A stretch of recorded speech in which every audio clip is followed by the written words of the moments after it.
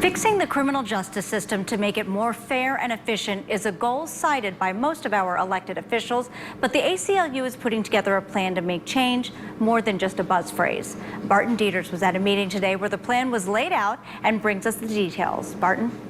Marley, it's an ambitious plan with the goal of decreasing incarceration in Michigan by 50% in 6 years.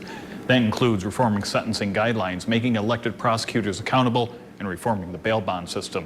Tonight, they made their case for what they call smart justice.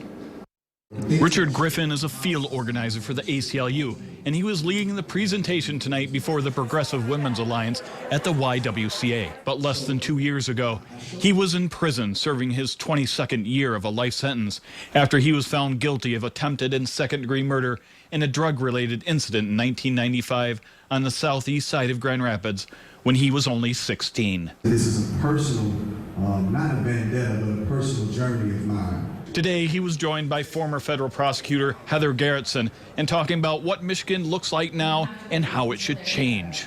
There are 64,000 Michigan residents that are behind bars, with 40,000 people in state prisons and another 17,000 in local jails. Michigan spends $2 billion per year on corrections. In Kent County, we estimate that over $6 million a year are spent detaining people who have not been convicted of a crime.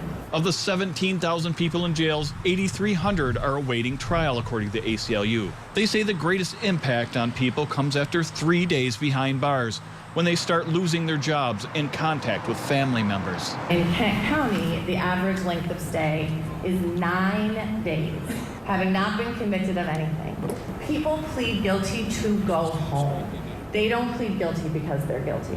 The population behind bars in Michigan shows blacks are incarcerated at a rate 6 times that of white people. Our goal is to eliminate every racial disparity. They want the judicial system to embrace a cash bond as only a last resort, and that the default should be release on a personal recognizance bond. They say that where this has been done before, there have been positive results and increased public safety. We'd like for prosecutors throughout Michigan to get on board with more restorative techniques and restorative justice techniques that could possibly lead to diversion as opposed to incarceration.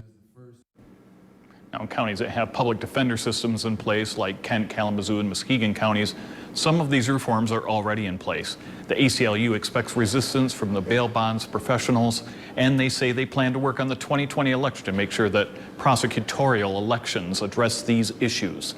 The Smart Justice campaign officially launches May 11th. We have more information at woodtv.com.